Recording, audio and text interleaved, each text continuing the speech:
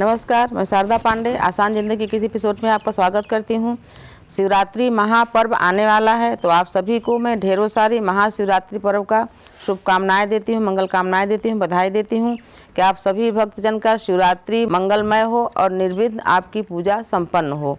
जैसा कि इस वर्ष शिवरात्रि 2 दिनों का है, ऐसी मान्यता है कि 13 और 14 दोनों दिनों का शिवरात्रि है, पर शिवरात्रि 13 तारीख को रात्रि अर्धरात्रि के बाद ही 14 लग रहा है। 14 2 दिनों तक है, 13 और 14, लेकिन 14 जो महापुण्य फल है वो 13 तारीख को अर्धरात्रि के बाद ही लग रहा है और 14 तारीख को पूरे दिन तक यानी सुबह 7:30 से शाम को 3:20 तक विशेष पर्व का महत्व है, यानी शिवरात्रि का पूजन का विशेष महत्व है। जितने व्रतधारी हैं रात्रि जागरण करने के बाद 4 प्रहर की पूजा 14 तारीख को ही करेंगे, या मंदिर में जाकर करेंगे या घर में करेंगे संकल्प लेकर।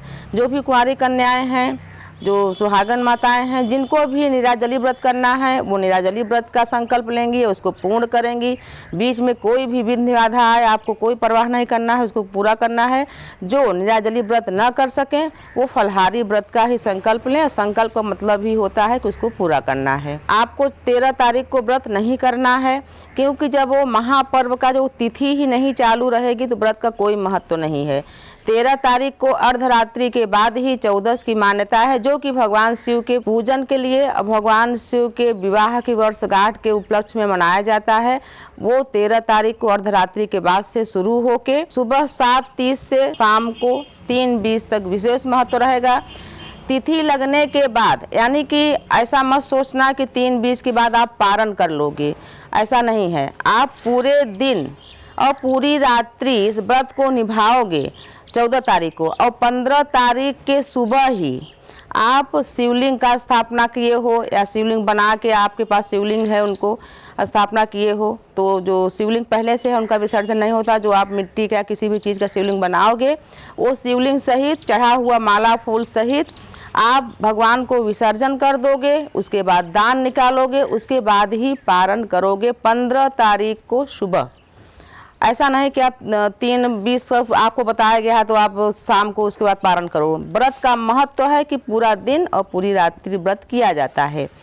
और जो 4 प्रहर की पूजा है वो भी मैं आपको बता रही हूँ। पहले प्रहर की पूजा शाम 6:05 से 9:20 तक है। दूसरे प्रहर की पूजा 9:20 से 12:35 तक है। तीसरे प्रहर की पूजा 12:35 से 3:49 तक है। चौथे प्रहर की पूजा 3:49 से 4 बजे तक है। ये चारों प्रहर की पूजा है जो कि 14 तारीख को आप जागरण करते समय पूजन करोगे। जैसा कि मैं बताई हूँ, चारों प्रहर की पूजा में हर पूजा में कलश स्थापना बताती हूँ। कलश स्थापना करके आप उस पर दीप प्रज्वलित करोगे तो दीप जलता रहेगा। चारों प्रहर की पूजा में आपको बीच बीच में भगवान को थोड़ा सा दीप में तेल डाल दिए, फूल अक्षत लिए और भगवान के सामने प्रार्थना करके, और भोग लगाना हो तो आप भोग भी लगा लिए, और अगर माला बदलनी हो तो माला भी बदल सकते हैं। और उसके बाद भगवान को जागृत करके कहना है कि भगवान हम आपका पूजा कर रहे हैं। और इसमें महाशिवरात्रि में जैसे हमारे यहाँ बेटियों का विवाह होता है तो हम रात्रि जागरण करके पूरे रात्रि शादी का उत्सव मनाते हैं, उसी प्रकार से महाशिवरात्रि पर्व पर रात्रि जागरण का विशेष महत्व है। आप रात्रि जागरण करें, जो हमारे बहन भाई व्रत कर रहे हैं, और 4 प्रहर की पूजा इसी प्रकार से होती है। जो सुहागन महिलाएं हैं वो भी निराजली व्रत करके पूजन कर सकती है। तो मैं आपको बताई हूँ कि आप 13 तारीख को व्रत न करके 14 तारीख को विधिवत व्रत करके चारों प्रहर की पूजा करें। ऐसे आगे जानकारी मैं आपको दूंगी। इसके पहले पिछले साल भी मैं पूजन का विधिवत वीडियो डाली हूँ, जो मंदिर में पूजन करके वीडियो डाली हूँ, आप जरूर देखें। और महाशिवरात्रि का विशेष पूजन मंदिर में उसी प्रकार से करें। और घर में पूजन करना है तो मैं तीजा पर्व का भी वीडियो डाली हूँ। जैसा कि मैं हमारी बहनें पूछती हैं कि प्रदोष में कैसे व्रत करें, कैसे उद्यापन करें, 16 सोमवार का कैसे व्रत करें, कैसे उद्यापन करें, तो मैं आप सभी बहनों को बताना चाहती हूँ कि भगवान शिव का पूजन एक जैसे ही होता है।